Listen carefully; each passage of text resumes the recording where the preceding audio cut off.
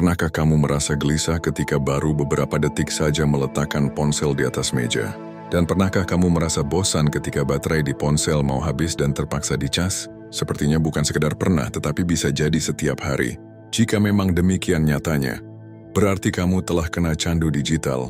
Ketidaknyamanan saat sedang tidak pegang ponsel itu adalah tanda besar bahwa kamu sudah kena candu. Jemari yang biasa scroll konten media sosial. Ini dalam beberapa detik dipaksa melamun. Mata yang biasa dimanjakan oleh tontonan dan beragam hiburan, lantas lesu lantaran hanya beberapa detik saja tidak menatap layar digital. Jujur saja sebenarnya ini adalah musibah tentu bagi kita semua. Zaman memang telah berubah dan kita semua dipaksa untuk turut merasakan kegilaan di era serba dengan kecanggihan ini. Akan ada banyak dampak yang ditimbulkan apabila kita hanyut atau bahkan tenggelam dalam arus deras kemajuan zaman. Maka dari itu, sudah sepantasnya bagi kita untuk berupaya semaksimal mungkin agar terhindar dari candu dan bahaya kemajuan zaman, terutama dari pengaruh media sosial. 1. Sadari dampak buruk. Apa kamu percaya bahwa hingga detik ini saya belum pernah punya akun TikTok dan tidak pernah memainkannya sama sekali? Jujur, sebelum saya tergiur untuk menjadi bagian dari mereka, terlebih dahulu saya sadar bahwa ada banyak kejelekan di sana. Terlebih dahulu saya mempelajari apa saja hal negatif yang bisa mempengaruhi diri saya. Seandainya saya sama seperti mereka, menyadari dampak buruk yang ditimbulkan dari pengaruh media sosial seperti TikTok, sangat berguna bagi kita. Daripada kita akhirnya terjerumus dalam candu konten pendek receh dan kurang berfaedah, lebih baik pahami dulu seluk-beluk tentang platform tersebut. Tidak cuma TikTok, termasuk media sosial lain juga yang tidak perlu disebutkan. Intinya aplikasi yang menyuguhkan video pendek menghibur, yang bisa membuat kita sangat ketagihan.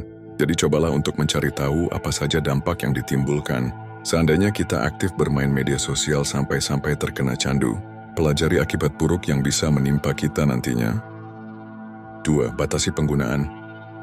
Internet dan media sosial sudah menjadi perhatian saya sejak zaman Facebook dan Twitter sekitar belasan tahun lalu. Saya mengamati sekitar, menyaksikan orang-orang mulai membangun satu budaya baru, yakni menunduk diam. Ya, budaya menunduk diam. Apalagi di era FYP dan algoritma ini, budaya menunduk diam semakin parah. Jika kamu ingin melihat seberapa besar candu pada mereka, lihatlah seberapa lama mereka menunduk dan diam. Sebuah budaya yang cukup mengerikan. Namun jika kamu tidak ingin menjadi bagian seperti mereka yang sudah terlanjur terkena candu, artinya kamu harus mengubah pola pikir dan mengambil sikap. Kita pernah mendengar istilah dopamine detox. Maksudnya adalah cobalah untuk memberikan batasan ketika menggunakan ponsel, terutama bermain media sosial. Caranya adalah atur waktu saat kamu bermain media sosial. Saat ini saya berusaha mengatur waktu scroll media sosial Instagram saja cuma di sore hari, dan itu tidak lebih dari 1 jam. Sebisa mungkin, saya cuma main Instagram, tidak main Facebook, tidak Twitter, apalagi TikTok. Dan main Instagram itu cuma untuk update berita bola, dan tahu sejumlah berita terkini, bukan untuk menghabiskan waktu di sana demi kepuasan diri. Jadi karena itu salah satu solusi untuk mengatasi candu ponsel dan media sosial adalah dengan cara memberikan batasan penggunaan. 3. Nonaktifkan notifikasi.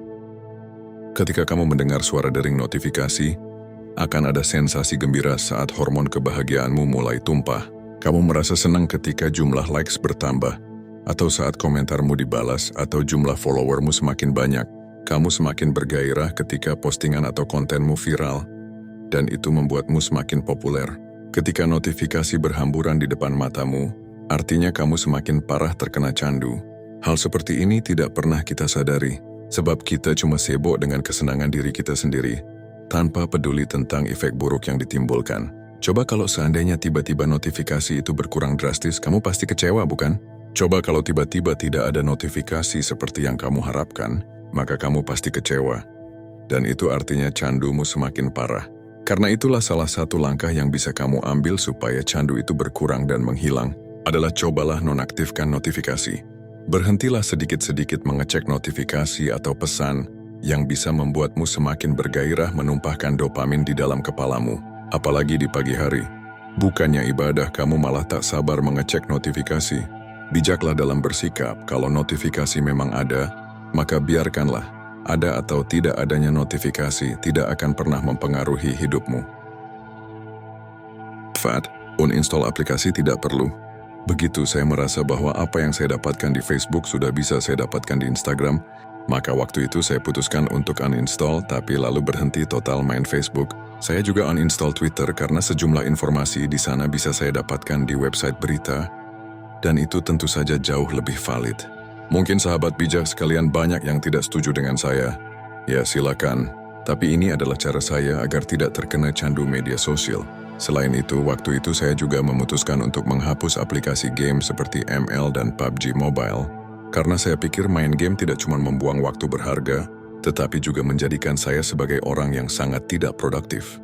Jadi sudah bertahun-tahun saya lepas dari pengaruh game, dan juga media sosial yang saya rasa tidak perlu. Jadi sahabat bijak sekalian, coba perhatikan kira-kira kalau ada aplikasi yang dikira tidak begitu penting dan tidak membawa manfaat, sebaiknya di-uninstall saja. Ini adalah salah satu cara untuk memaksa diri kamu supaya benar-benar tidak terkena candu media sosial dan juga lainnya seperti game. Memang berat, tapi cobalah paksakan diri sekuat tenaga. 5. 30 hari detox challenge. Pada saat kamu sudah bisa mengurangi penggunaan media sosial dan bahkan sudah berani menghapusnya dari ponsel, kamu baru bisa mencoba hal yang jauh lebih menantang lagi. 30 hari detox challenge cukup populer. Hanya saja sangat jarang orang yang benar-benar berhasil melakukannya. Saya sendiri bahkan belum bisa melakukannya. Ada alasan. Dan alasan terbesar adalah saya mencari uang di sini melalui ponsel. Saya penulis di aplikasi novel online dan konten kreator di YouTube.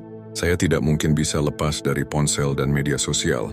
Bahkan saya tidak bisa membayangkan pada diri saya sendiri seandainya saya benar-benar terbebas 100% dari dunia digital. Ini adalah pilihan atau cara agar kita terlepas dari candu digital. Jika kamu merasa tidak mungkin sanggup 30 hari tanpa ponsel, atau mungkin masih pakai ponsel tapi tanpa media sosial saja, sebaiknya tidak usah dilakukan. 30 hari detox challenge memang tidak mudah, namun setidaknya beranilah untuk mencoba untuk jangka waktu yang lebih pendek. Misalkan 3 hari tanpa media sosial, atau 1 hari tanpa ponsel. Cobalah dari hal-hal sederhana terlebih dahulu. 6. Alihkan ke kegiatan lain. Kalau kamu merasa sanggup dan mampu untuk stop penggunaan ponsel dan media sosial secara total, mungkin dalam waktu 1 minggu, maka cobalah untuk mengalihkan ke kegiatan lain. Misalnya dulu dari pagi sampai siang kerjanya cuma scroll TikTok, nah sekarang kamu bisa berolahraga, membersihkan halaman rumah, membantu istri memasak, bermain sama anak. Dulu kerjanya cuma sibuk melemparkan komentar buruk dan jadi toksik di media sosial, kini lebih baik baca buku atau jurnal ilmiah. Kamu sudah stop sementara waktu hidup di dunia maya yang sangat fana. Biasanya dopamin tumpah ketika kamu membuang waktu di jagat maya. Tetapi sekarang dopamin itu tumpah pada momen yang penting dan berfaedah. Kamu sudah berhenti memuaskan diri hanya untuk menonton konten receh. Dan sekarang kamu jauh lebih bergairah untuk waktu-waktu yang sangat berharga. Alihkan ke kegiatan lain yang lebih positif dan bermanfaat. Ibadah, meditasi, olahraga, membaca, menulis, memperdalam skill, mempelajari hal baru, dan banyak lagi. 7. Interaksi secara langsung. Dan langkah terbaik selanjutnya agar kita terbebas dari candu ponsel, internet, dan media sosial atau candu dunia maya itu, maka sebaiknya kita melakukan interaksi langsung di dunia nyata. Kita yang biasa sibuk berbincang dengan orang-orang maya, kita yang biasa hobi berbalas komentar, kita yang gemar berdebat masalah yang tidak begitu penting. Tapi itu dulu, karena kita sekarang sudah berubah. Sekarang kita lebih suka berbincang bersama pasangan, berdiskusi bersama orang tua, dan bercanda bersama anak-anak. Kita lebih menikmati waktu-waktu berharga bersama orang terdekat daripada membuang waktu di dunia maya begitu saja yang tidak terlalu membawa dampak baik bagi kita. Sekarang kita lebih mendekatkan diri memang bagi orang-orang terdekat, bukan mendekatkan diri pada orang-orang yang bahkan kita saja tidak tahu mereka siapa. Jadi interaksi secara langsung adalah cara ampuh untuk mengatasi candu yang selama ini menyerang kita. Kurangi interaksi dunia maya, kemudian perkuat hubungan nyata di dunia nyata. Ketika kita mencoba melepaskan diri dari candu, memang rasa gelisah dan bosan itu pasti menyerang. Tetapi ini adalah tugas kita untuk melawan. Meskipun tidak bisa mencapai kesempurnaan, namun niat dan langkah kita adalah bukti bahwa kita memang tidak mau terseret dan bahkan tenggelam dalam kuatnya arus kemajuan zaman. Jika kamu tidak mengikuti channel Sahabat Bijak, maka bisa jadi kita tidak akan bertemu lagi. Sekian dan terima kasih.